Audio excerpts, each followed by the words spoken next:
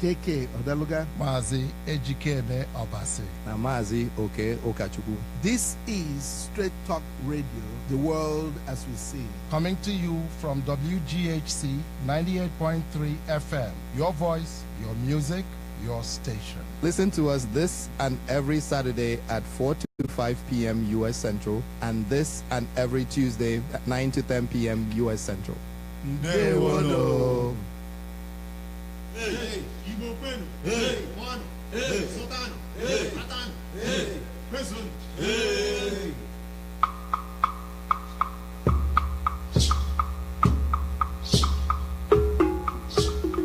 Thank you and welcome to another program of the Straight Talk Radio, coming to you WGHC 98.3 FM, your voice, your music, your station. We are glad you could join us, and we are really excited to have you be part of our conversation this evening. This program, sponsored by Igbo Heritage Foundation, is a conversation program where you get the news and current affairs from an Igbo perspective.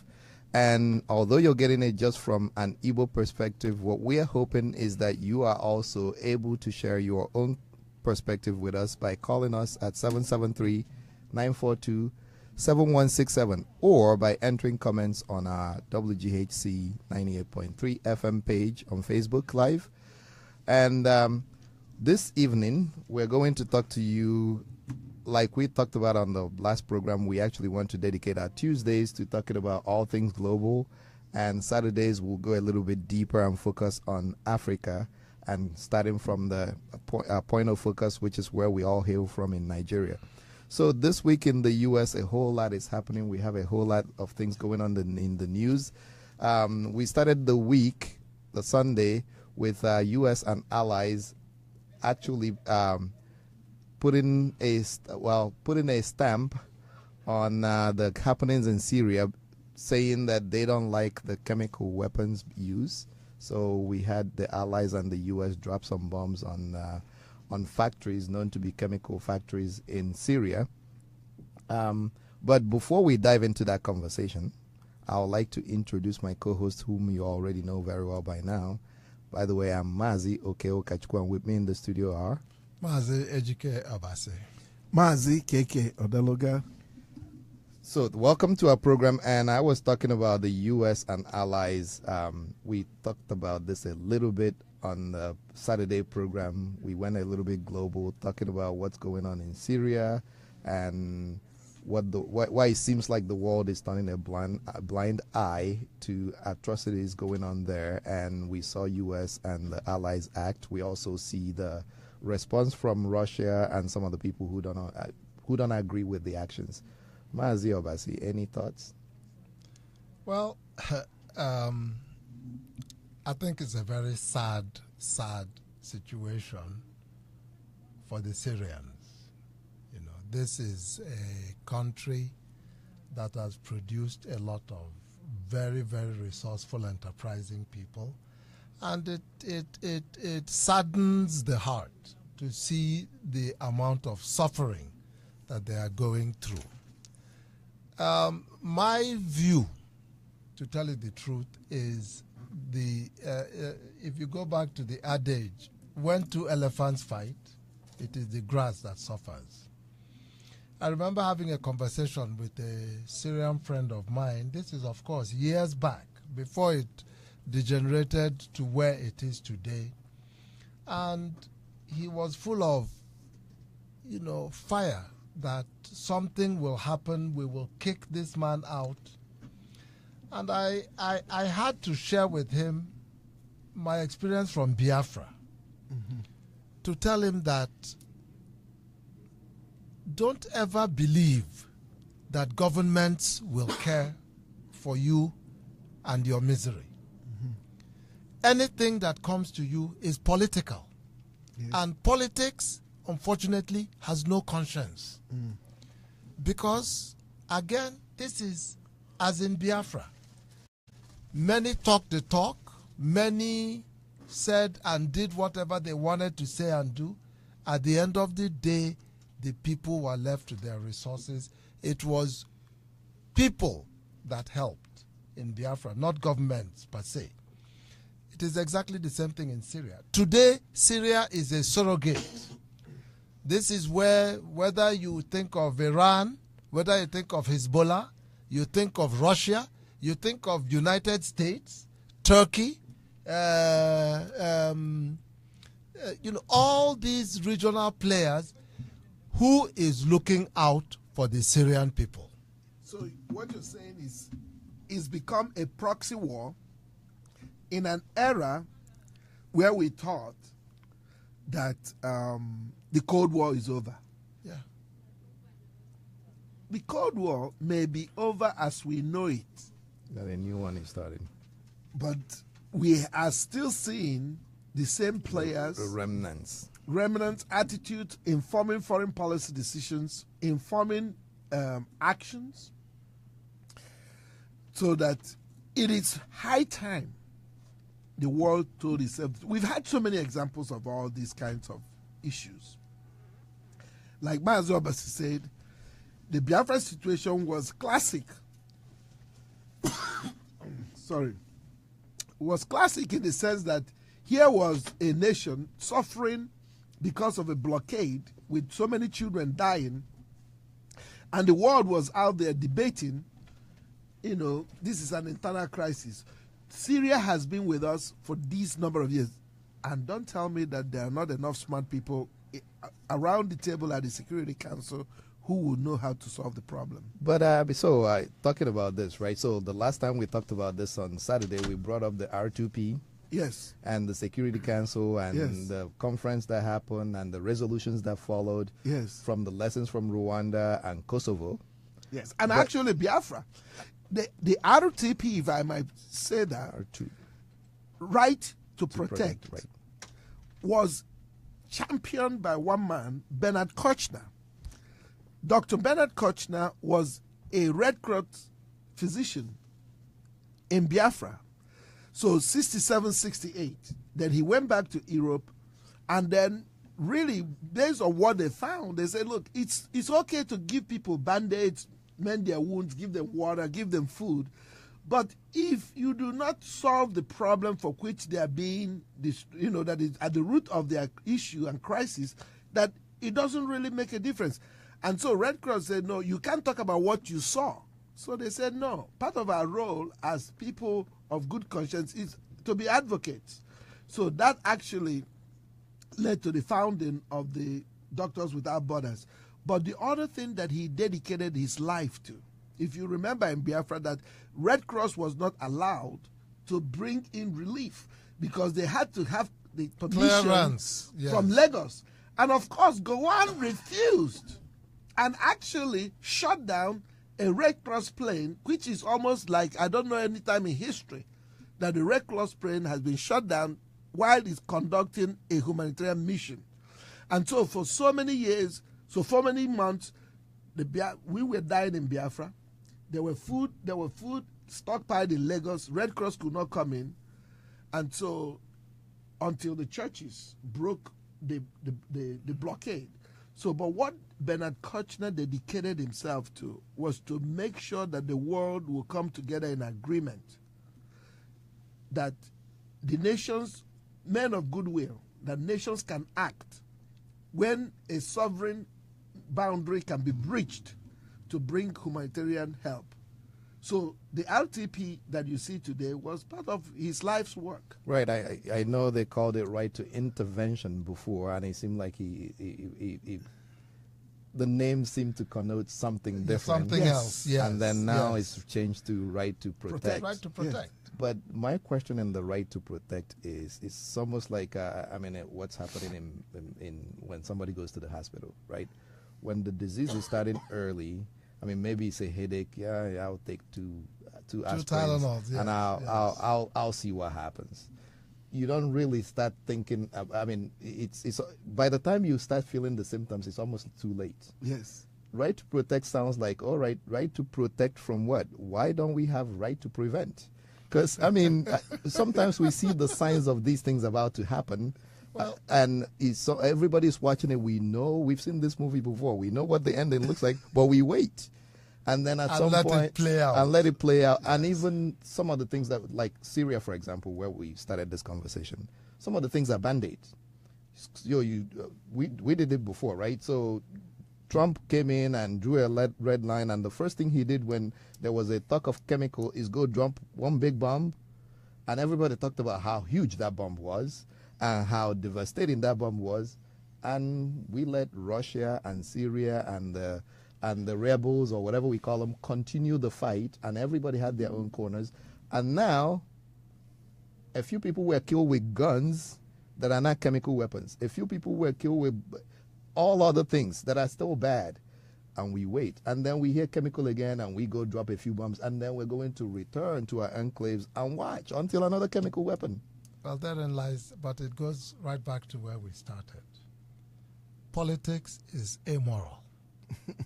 If you ever expect politics and politicians and governments to have a conscience, I think you will have a long wait. Yes. We did not, I mean, if you want to be very frank, our response to the chemical weapons was a token response. Yes, it was. I mean, you have not done anything.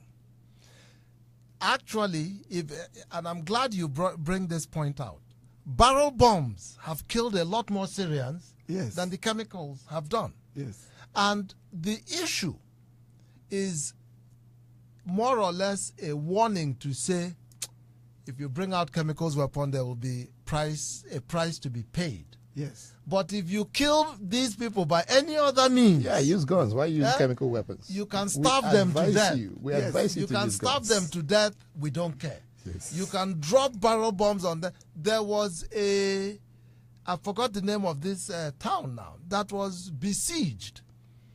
And they threw every possible munition into this small area.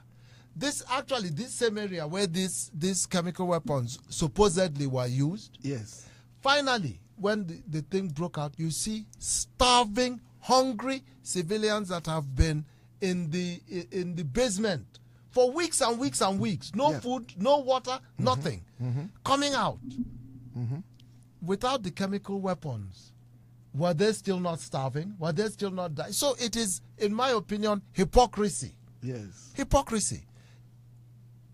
Let this be a warning to any other person that is fomenting strife in the hope that the powers that be will come and carry your fight for you.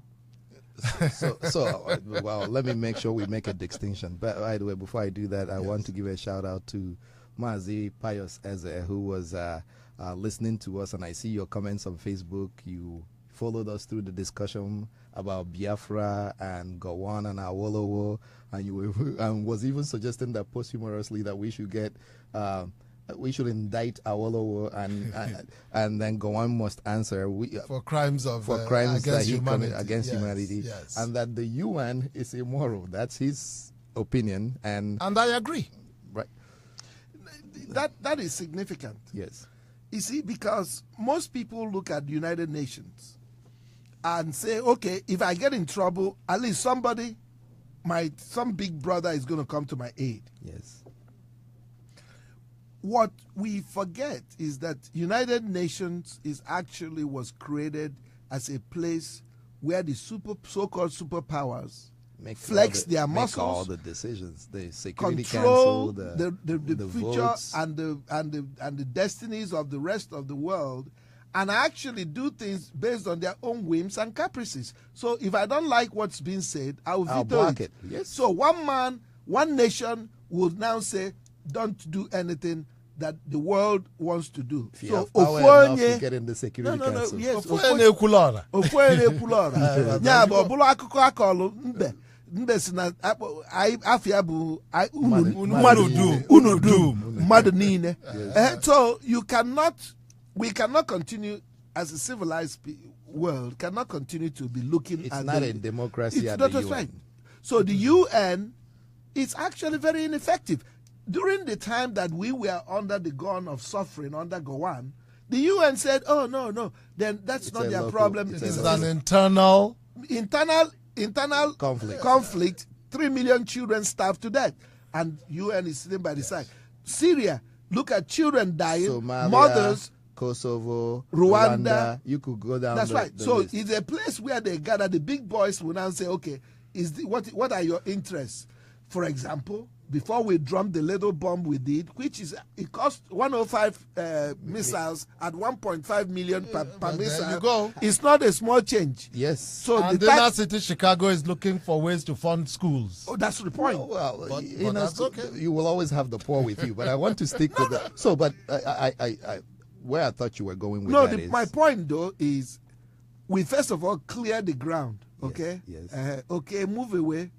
Mazi Obasi, can you please shift? I'm going to drop the bomb here. this is where I'm going to drop it. So make sure you are not in that vicinity. at that time. So we gave advance notice to To- To everybody the people that matter. everybody we don't want to get The into poor the bad gate route. man, the poor gate man who is earning minimum wage, That's the guy feeding that gets, 11 that's the one that's that the dies. guy that gets killed in that There whole you- fracas. You ask yourself, at what point should people of good conscience Do the right thing. rise up and tell their government, if we're a democracy, Yes. the government should reflect the will of the people. Well, the people are distracted shopping on Amazon. I mean, I'm serious, but because when you turn on the news at night, the only time you hear about Syria is, well, you know, Russia did this, they buzzed that plane 5 minutes close to, I mean, they were too close to the U.S. plane monitoring the actions, or, oh, they thought we were going, they shut down something coming from Israel, and we move on. We get back to whatever the news of the day is, and people are, because it's in Syria, people find it to be too far. No, but it's not too far. What I We mean, have it's too far Syrians. from That's them. right. We We have- have Syrian we have a lot Syrian of Americans. Syrians. Yes. Many Syrian Americans who are doing great work in this country. Physicians, businessmen, teachers, firefighters, people in the military, who still have relatives back in Syria. So imagine the news when you sit down and you hear that your hometown is being bombed and there is no communication between you and your family. It's devastating. So it's an American issue. It is a world issue. So I'll take this off the war because the war thing. People don't like to listen to things like this because it's war. There's war all over the place. Immigration. Yes. Right. Well, not even immigration. Refugees. Refugees. That's right. In Europe, the first sign of this thing getting serious was a lot of immigrants or a lot of people, refugees started running away from Syria and trying to flood into Europe or Turkey or whatever was near. Turkey got tired of holding everybody and let the borders open, and these people started traveling. One of the pictures that was huge 2 years ago was that young boy laying on the beach, dead. That's right. Yes. And the Europeans were going, no. We have too much. We can't hold anybody anymore. Go back. Don't let them leave. I mean, stay in that side. There's a refugee corner there. Yep. Stay there even if it's being bombed. Don't come near Europe because we will take you right back. We can't take any more. And the U.S., the then U.S. president made some gestures to take, was it 60,000? Yes. And then, hell broke loose. Yes, it's like, where are you going to put them? Not in my neighborhood. No, we don't want Syrians. No, we don't want Muslim, radical Islamic terrorists in our neighborhood. Yes. But these are human beings. I think religion is learned. Religion is acquired. It's not innate. Yes. We check our humanity at the door because we're fighting over something that is learned that could be unlearned, or something that you could, with a little convincing, show somebody your side of the argument. Not that you could convince everybody. No, imagine if the Native Americans said to the Irish, as if they had a choice. The Irish that was running into America, No. The potato farming. Go back to Ireland. Yeah, don't come here. We have too many people already. So let's look at a different issue here. Yes. When the war in Iraq was going on, Yes. actually after the first Iraq war with George Bush Sr. That's right. Desert Storm. Desert Storm. A nice name. The United States carved out a northern no-fly zone. That's right. Which was over the Kurdish area. That's right. And basically, by use of air power, were able to protect that part of Iraq, and therefore there was no need to have a huge refugee crisis. That's right. That's the prevention I'm talking about. Well, so if we had the willpower, you could also carve out a part of Syria purely on humanitarian grounds and say, anybody who makes it here, you can eat, you can, even if you don't want to put boots on. So I think we already have the same thing. We already have boots on the ground. There are about 2,000 U.S. forces on the ground. Advisory role. That's what you were told. That's right. And they are potentially helping the so-called rebels, trying to to red the rebels who are fighting Assad. So you see, the complexity of the Syrian issue was lost. I think it was made a little more complex the way the narrative came out. Yes. The issue there is that there's a dictatorship going on in Syria. Well, yes. And that is Assad and his family have taken hold. It didn't start today. His father was there before. It has always been a dictatorship. So, the question is now the people are saying we don't want this. The Arab Spring, right. That's how all this started. Okay. Yes. So when the people say they don't want, so they've dealt with your grandfather, they dealt with your father, by fire, now by force. you grandson. Fire by force. So they've said they don't want. So there was a conversation that could have had easily. Yes. Because I see this pattern as the nations rise up. Now, the minority Alawites among the Alawites, yes. are the people dominating that whole country. And the people who are in power and who want to continue to stay in power are their cronies.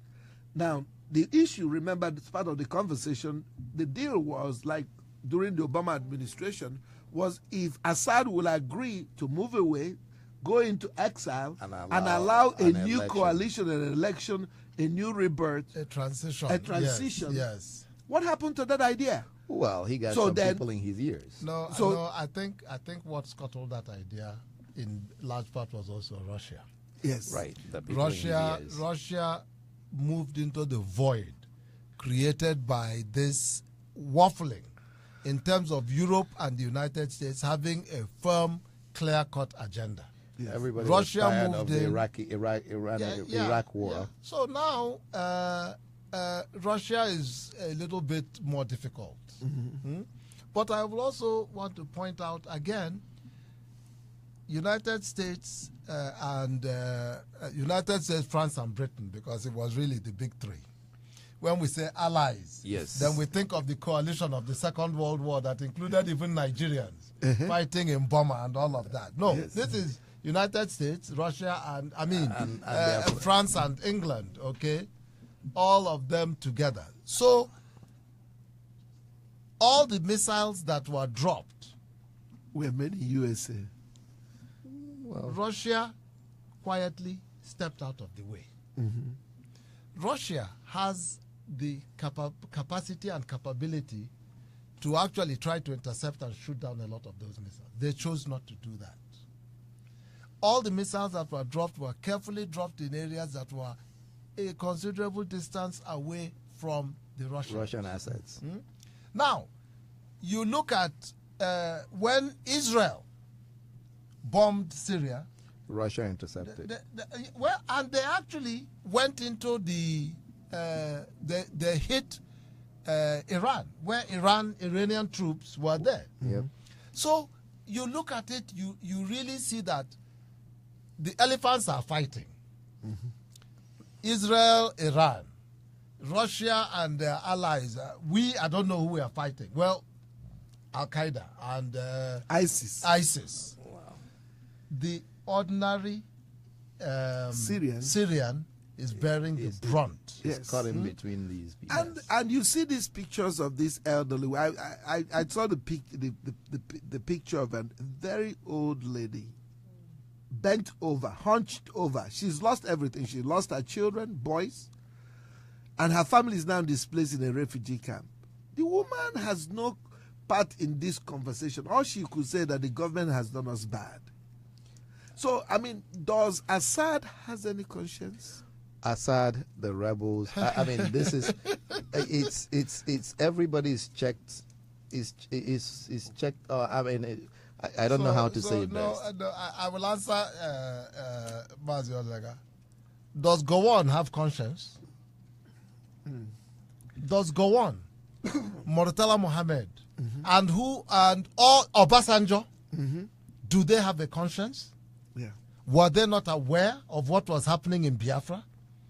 The pictures that were shown all over Europe and the United States that galvanized ordinary citizens to provide aid to dying children.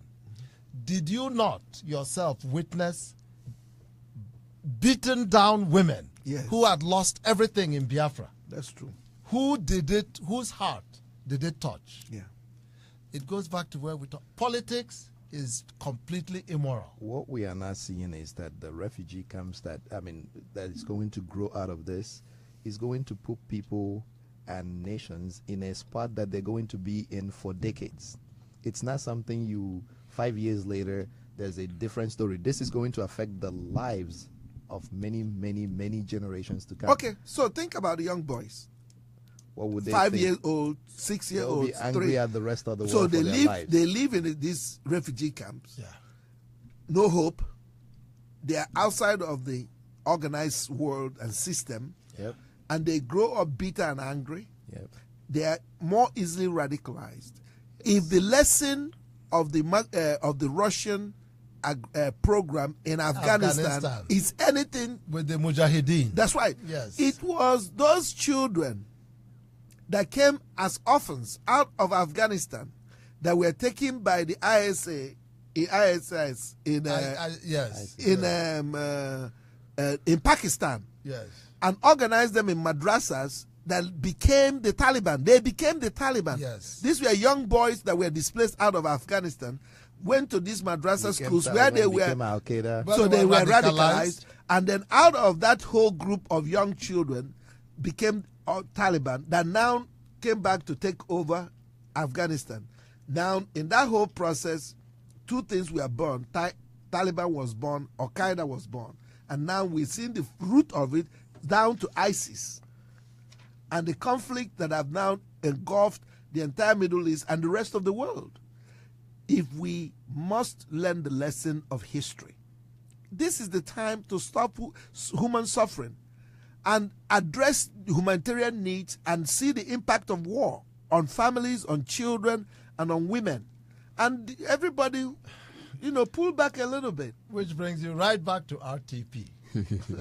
Right back where we started. That's right. At which point do people of conscience say enough is enough? The only condition necessary for evil to thrive is for men of goodwill to keep silent. Okay. And it seems like the rest of the world is silent. Everybody's busy with something else. And people are dying and humanity is getting lost. And we're busy talking about how big the bombs are.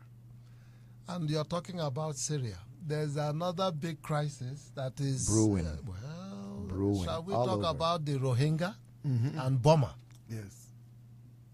Because that is another horrible situation. You would think that with Aung San Suu Kyi, yes, coming back and what she went through and getting to the position that she will be a different kind of leader, that she could be able to nip this kind of thing in the bud and say, you know what, that's where we don't. It seems like either she is incompetent or she is actually part of it. That's what she wants to happen. I mean, we've talked about this in this program. There's a culture of fear that separates neighbors from neighbor.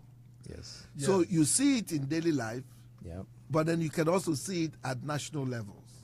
So there's always somebody to reject, somebody to be afraid of. If it's not their color, it is their If religion. their If it's not religion or their religion, it's ethnicity. style. If it's not that, it's their agenda. It's got to be something. There's a culture of fear that is pervading the world that is making us not come together, or where there is no love for one neighbor or the other. So that is at the root of all this conflict. And so, yes, she went through a lot. She was supposed to be a big Democrat, but then you should have a heart for your people. which in many ways makes people like Winnie Mandela, Who we just buried on Saturday. a very, very, very special kind of person. Yes, She stuck to her principles. yes, When it was time to suffer, she suffered with dignity. yes, When it was time to be in the limelight, she kept her dignity. yes. When she was stripped of her contributions to South Africa, Africa. she kept her dignity. Yes. I hope one day that people will actually, well, I think her daughter did a wonderful job At the funeral. at the funeral, Yeah. because Nelson Mandela is the face of post-apartheid South Africa. Yes. But you cannot talk about Nelson Mandela Without Winnie Mandela. That's right. behind every good man. Not behind. Besides every good Not man. even beside. In front They of say, every good they man. say, no, All the prepositions. Behind every good man is a good woman, because the woman has to be pushing him. She is the support. She's making it happen. Yes. Yeah. I mean, especially like we said in our last program, that she was quite a reluctant Warrior. Yeah, warrior. I mean, she never came to the idea of, again, something that we have always advocated in our program, the need to organize and to actually fight evil, and through advocacy. Do you understand? Yes. Through yes. advocacy. Yes. So, what this requires is, yes, as we need to rally around our Syrian brothers and sisters, Yes. and give them a shoulder to cry on first, but also be part of the voice, These solutions by the voice that they getting need. your government to because I mean, get real To solutions. begin a movement. Yes, To they begin a movement. they have shouted, they have screamed, they have cried, they've lost their voice, and it's time for this nation to rise up in true defense of their dignity to live as human beings. And of course, the world can say to Assad, stop. And they know what to do. You know, there was something, I was listening to the interview that Comey gave. Yes. And I don't want to move us away from the discussion we were having. Right, but right. there's something he said that particularly touched me. Because he said there are certain values that are American values. That's right. We can fight over politics. We can fight over race. We can fight over religion. We can fight, but basic human decency is an American value. Yes. Freedom Yes. is an American value. Yes. Because a lot of the things we talk about really goes back to what does it mean to be an American? That's right. Why is it that everybody else around the world is fighting very hard to become an American? To be part of this. To be part Because of we this find these truths to be self-evident. self-evident. There you go. There's a governing creed. Yes. There's a governing principle. Yes. There's a value set that we all are. Created equal. That we are- And endowed that we are by the their defenders creator with by certain some inalienable rights. part of which is freedom, That's the right. pursuit of happiness. And I think in the modern world, something has been lost. Yes. Yes. Something has been lost. Comey, again, I'm not speaking about his politics Yeah, or anything. right. That is totally, I don't care about all of that. But in those things he said, it made me pause and ponder. What does it mean to be an American? You're listening to WGHC 98.3 FM, your voice, your music, your station. And you're listening to Straight Talk Radio, where we discuss ideas. And we would like to hear from you. I want to give a shout out to Maziani James and the Honorable Royal Black Jesus and some of our other listeners on and viewers on Facebook Live. We're talking about the right to protect as a resolution by the UN and how it's being implemented, especially with the background of what's happening in Syria. And I forgot what you were saying before I cut you off. No, that's we're still saying. What does it mean to be an American? What does it mean to be an American? And I wanted to actually take it even further, right? Because what does it mean to be a human? Because sometimes when we say American, it's like there's another boundary that we're drawing, and it's almost like, well, if it means to be American, then we should stay within American borders. Yes. But what does it mean to be human? What makes us human? Is it that we are a certain religion? Is it that we are a certain race? Is it that we are a certain nationality? What does it mean to be human? And you know, this concept of empathy. Yes. To feel somebody else's pain. To understand somebody else's suffering. It is a sad day for the world if we all lose our empathy.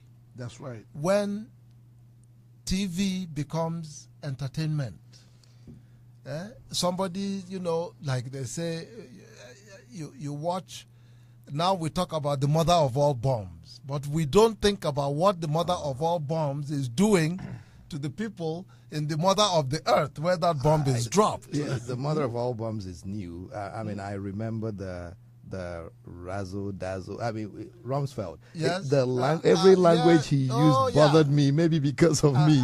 But Baghdad. The glorifying of the war games. Yes.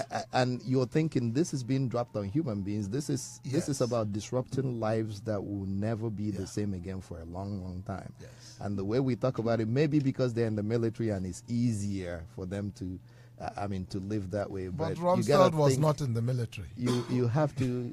He was defense. But he was a civilian. Right. You have to think as a human being. Yes. You have to think about what if it's me.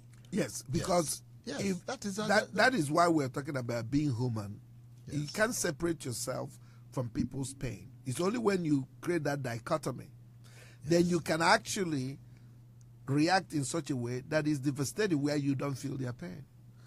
Or you're discussing issues of policy and you forget to ask the key questions. Who are the people who are going to be hurt by this? Yeah.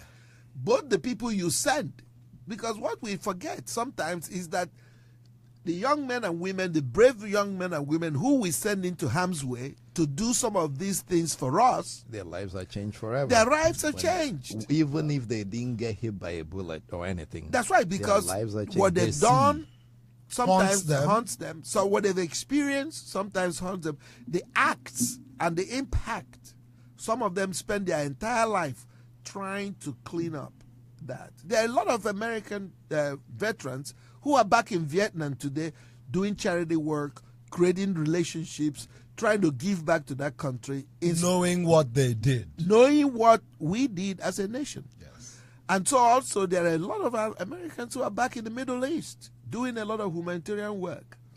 And so we have people who can feel. But I think it is high time their voices be heard within the public space and in the halls of debate. Look, this whole idea of terror, we are fighting terror, is a misnomer. So that we know.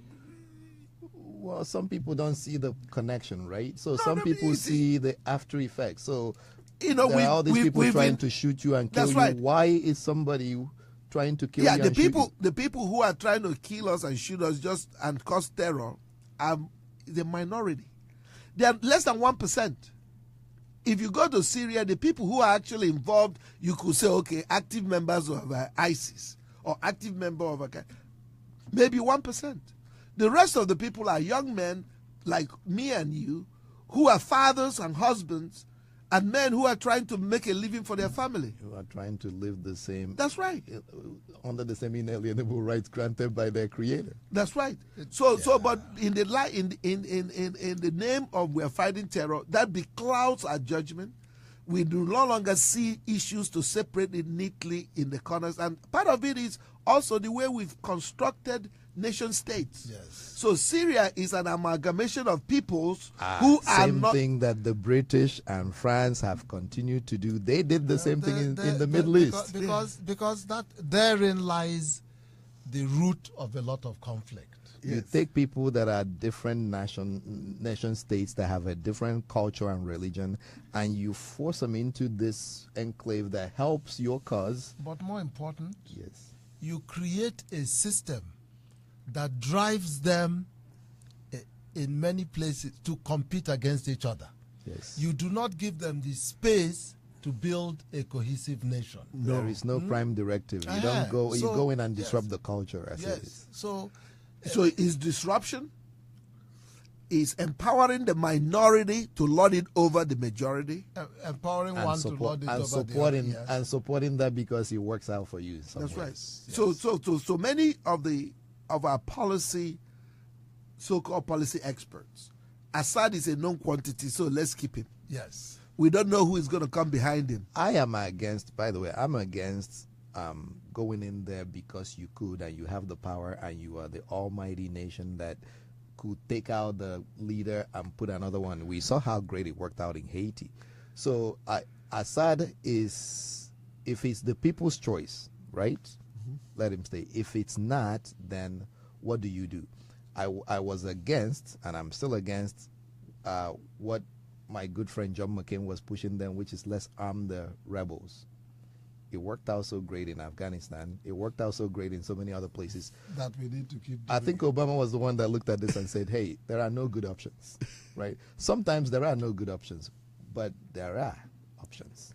And what is the good option in, let me tell you what is the good option in Syria. Call a meeting. All the people who are stakeholders in Syria, and I don't mean those who live outside Syria or those who have friends in Syria. So I'm not talking about the Russians, the Iran, Yes, or, get the or the foreigners out of US the or room. the Right. our allies in NATO. Get the Syrians in a room, all of them. Let them have conversation among themselves. Over tea and coffee, they may be able to tell you what they need. Listen to the people and they will resolve their issues.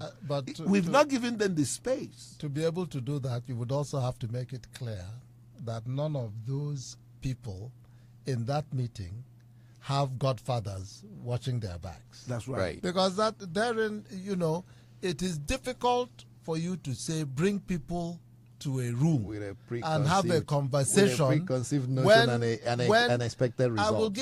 I will give you two examples. Okay, the first of which we are very all conversant with, Aburi. Yes. In Aburi, Ghana, The Nigerians worked the out principles that were in the Nigerian crisis came together, fashioned out an agreement. That it was not implemented was when outsiders started chiming in. Okay. Go and look at the war in Angola. After the Portuguese were kicked out of Angola, there was a was it Angola or Mozambique? I don't even remember now. With the MPLA UNITA, the MPLA they were the dominant force. Yes. The war of independence was over. I think it was the South Africans and our government here that went to Jonas Savimbi. That's right. In UNITA and told him, why would you accept for this person to rule your country? He's a communist. Thank you. They labeled it. So, how do you sit in a room and decide when the people in that room with you have strings that are being controlled from outside the room? there is, I think if the world is going to be a better place, it has to start with the big powers truly looking at themselves and try to change behavior.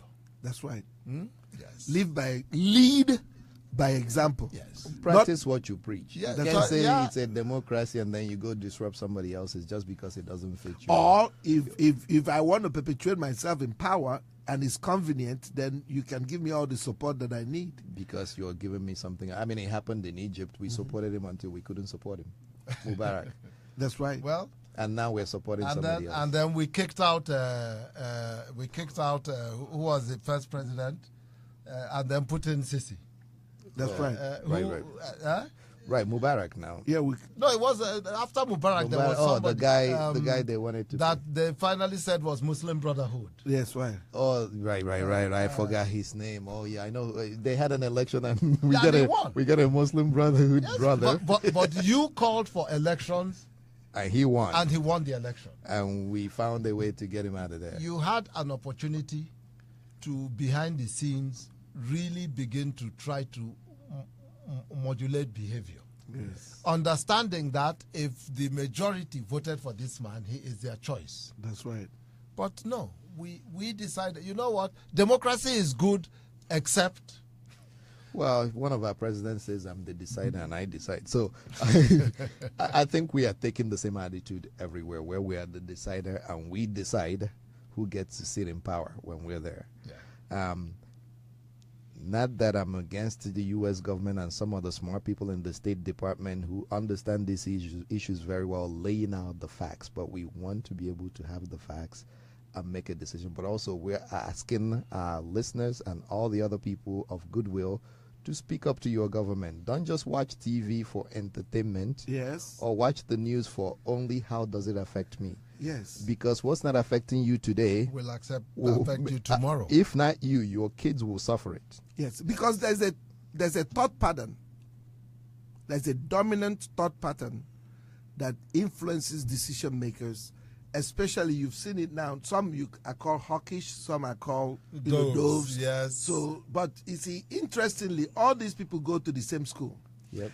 And yes, they are smart, but one of the smartest people that I've found about any issue, local people are some of the smartest people that you can They see. live it every day. And so, oftentimes we have these experts in the halls of power who that really read are PhD expert. research papers from So people that's who are right, far away. or who formulate policies based on what their friends told them, Lobbyists. or lobbyists, or those who have special interest. The more we should speak, I wish somebody would have a town hall meeting with the Syrians in America. Americans, That's a very good idea. Syrian Americans. Go into a talk. Yes. Listen to them. Ask CNN, CNN, NBC, MSNBC, ABC, have Yes. a Right, let's start yes. talking about the bombs by the very powerful nations. Yes. Let's talk to the people that are affected. Yes, and and affects. even if there's a Syrian listening to us, call this station, reach out. We would love to interview you. We'd love to have a conversation with your community about what's going What's on going on and how you, the Syrians, feel about it. and what you will want the world to do. Yes. So we are almost. I mean, it's a good conversation. I would like to continue, but we're gonna pause it right here because before we leave, I want to talk to some of those people who came from the same part of the world that I came from, and are listening to the news and hearing that their current president is traveling to the U.S. to come meet Trump. And I'm beginning to see on Facebook and some of the news places people on different sides of the matter who like, love, dislike, yes, hate, yes. giving their views and telling Trump what they think he should do or not do. I'm not interested in that. What I'm interested in is one of the things that I see every news article talk about is the $600 million that U.S. is giving to Nigeria in weapons, is selling to Nigeria in weapons. Yes. Now, I know every country has to protect its borders, and there are costs to it. But the high price that we are paying to buy weapons that I am convinced is not being managed by honest brokers in the Nigerian military who are the perpetrators of violence on their people versus the $600 billion, or is it million, that UK is using to build prisons in Nigeria, versus what other money I mean, I've probably forgotten the third one, but if you put all this together, I'm thinking there is nothing about development or growth in the agenda. We have a prison, we have some war machines, and I mean, and there are all, I'm looking at the news and I see all kinds of fight breaking out in the streets of Abuja with almost sectarian, with Shia versus Sunni. Yes. So I see a cause for prevention before it starts right here. So what do you have? So your own RTP. RTP, we should start There's a right to prevent right now, not protect. Prevent now. The thing is, and I think it's a position that many of us we've held in this program. It is high time the world realize that soldiers are not Democrats. We've seen this picture. We've lived with it all my lifetime. Soldier come, soldier go. Yeah. Barracks day. Barracks day. Buhari, no matter which dress he comes up with, is not a Democrat. He's does like not Superman believe wearing the cape underneath. Does not believe in the principles of democracy. That's not his inner core. That is not his leaning. It's not his understanding. That's not his mindset. Any weapon that you give to leaders like him is actually to destroy his people. And if that is the stated goal then of America, of our government, then let's be clear about then why did we pass the Leahy Amendment? Yes. Why would you sell weapons to a country that continues to be on the Amnesty International list, watch list of abusive governments in the world?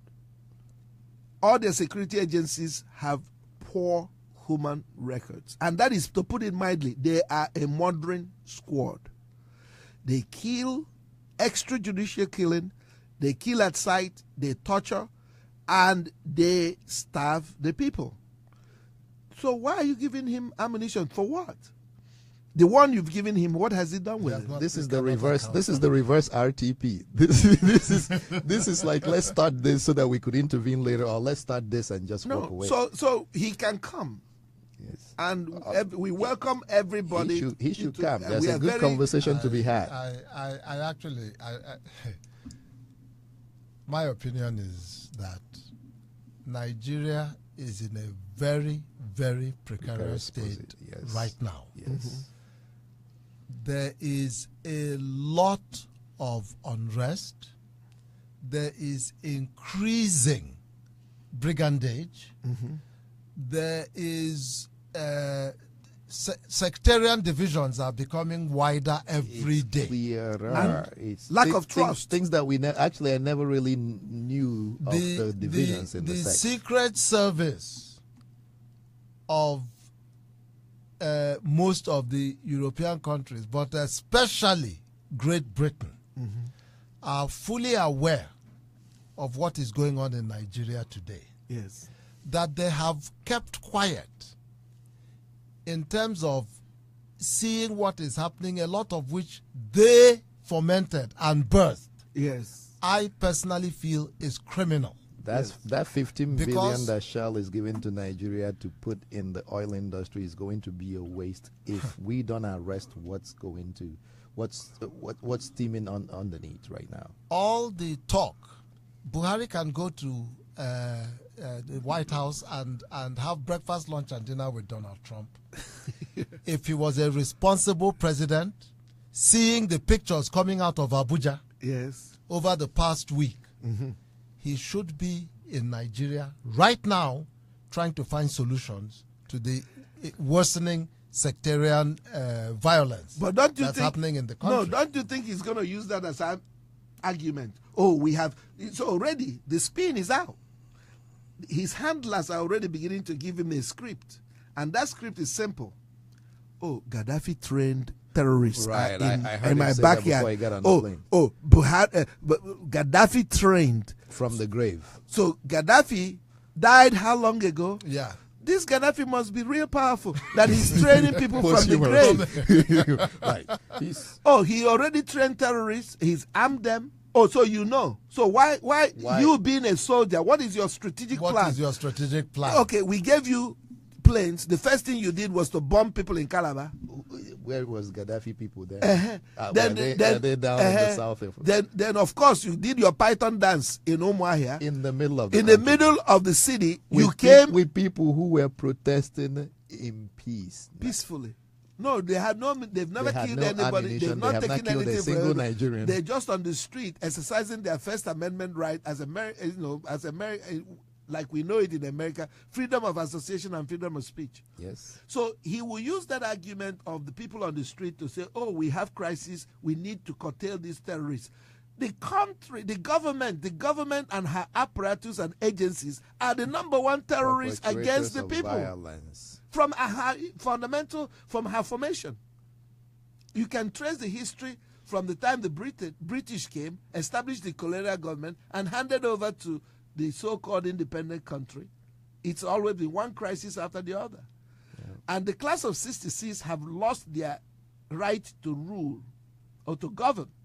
Those of them that participated in the crisis from 66 onwards, they have lost their life, including Obasanjo and his good friend. I know this is the international part of our program on Tuesdays. Could we take the last 5 minutes and talk to the people who may still be awake or waking up on the other side of the continent where the plane is going to take off for Buhari to get here? Because there's an election, and an election is coming in a year, and they're starting to talk about it. Yes. I am hoping that with all these underlying events in Nigeria that we get to the elections, because I see something totally different. I'm hoping it never comes to that. We may not. That we may not get there. I agree. So if we get to the election, what are you telling these people who are listening? Democracy says one man, one vote. Power belongs to the people. People come, they make promises, they announce a known quantity. So every politician in Nigeria, no matter what party they belong to, yes, I don't think there's any Nigerian that will say, I don't know these people. If you continue to vote based on ethnic sentiments or who is your friend or who might give you a job or who left you with a bag of rice religion, right? or your religion, then you still get the same result. It is high time the people took back their government. And how do you take back your government? Make sure that your vote counts. Anybody who had come to you earlier, it's not about what they will do for you. Ask them what would they do for themselves and their children. Because some of these politicians, the things they've done, their plans and their program cannot even help their own children. Other than their children don't live in the same country. No. But even if they do, they're living in a different country within the space. That's true. Yeah, but you ask yourself the question, how many of those children have amounted to anything of reputation? Because the sins of the fathers. Apart from throwing billion-dollar parties. That's right. Yes. From stolen money. Yes. How many of these politicians have actually raised children that can speak in a manner that is inspiring, that shows you that, yes, this child has pedigree? Yes. So I agree completely with what you said. The apple don't fall far from the tree. If they don't have pedigree, you can't give what you don't have. My view, because you talk about elections. Yes. To tell you the truth, I am becoming increasingly pessimistic. That we are going to get to the elections. No, suppose we do get to the elections, then what? When you have caught on videotape people crossing the border to come and register. Gaddafi, again from the grave. Yes. Yeah? So how do you begin? So what is going to happen is, all of a sudden, Sokoto population of registered voters 11 million. Will be more than the people living in Sokoto. Kano, 30 million. Yes. The whole of Southeast, 2 million. Yes. And you say you're having an election? No, I actually think that this is time for people to, you cannot fix Nigeria. Let me start there. I truly believe one man cannot fix Nigeria. I have seen a lot of people who have come out, made some very strong speeches about taking back the country. I think we are too far gone for that. Yeah. I think what needs to happen, if you are Yoruba, go and start connecting with other Yoruba people that love Nigeria, that want to see a peaceful country, form a very strong bloc. If you are Ibibio, if you are Efik, Ijo, Igbo, all the middle, T.Y. Danjuma, it is not good enough to ask people to defend themselves. Create a political bloc. Because no matter how the next election comes out, if you have representatives that truly represent the people, that understand that enough is enough, then maybe you can begin to say, we will not accept. And so 1 minute, yes. We only have 1 minute, so hurry. So I hear people like Atiku are trying to recycle themselves back. Yes. Let the question be asked to Atiku before you declare. Can you give us a written statement on how you made your money? Written is not good enough. No, I'm just saying. I want a sworn video statement. Oh, no, okay. Just tell us how you moved from being controller in customs, right? Yes. And then you became vice president, the salary that you were paid. Huh? So we know about Halliburton, we know about the home in Maryland. The Nikon Noga Hilton changing names. So forget. I know you built. I know you built an university in Yola, but the point is, we need to start asking serious questions. One thing I want to say with the 30 seconds we have is, a lot of times it seems like we are fighting for the big things when we haven't secured the little things. The federal election is not the end-all, be-all. Yes. There are the local government chair people. That is the closest to you. If you get the local government this year, next year you may get the state. Yes. And if you get the state this year, make sure your senators and are doing if they go up there and argue for you at the federal level and are getting your arguments up there, even if they are not winning it, but if they are saying it, then you may be able to get people enough to go up to that federal government. Can I use this opportunity to give kudos to Chukwumerije? One senator that I can truthfully say is representing his people. That's right. Because he has come up there and said some things that are very unpopular. And in a forum, I asked the question, when Chukwumerije is saying the things he is saying, and other senators are booing and shouting him down, where are the senators from the southeast? Because each single Igbo state has 2 senators. That's right. So there are 10 senators. He is one of 10. Where are the other 9? You mean Abaribe? Oh, Abaribe. Sorry, yes, Abaribe. I am so sorry, not Chukwumerije. Abaribe. Yes. But Chukwumerije was an example. Chukwumerije was also, well, yes. Actually, yes. It sounds to me that Abaribe is picking up behind what Chukwumerije started, which is a senator that I think he is the one holding the seat. You know, that activism. Now we kupulana. Yes. Only people that you kupulana. Well, we have a lot to talk about. This is a conversation that is going to continue like it does every week. So join us next Tuesday, 9 to 10 p.m., and we will continue this conversation. And on Saturday, join us from 4 to 5 p.m. when we talk about Africa. Thank you. You've been listening to WGHC 98.3 FM, and you were listening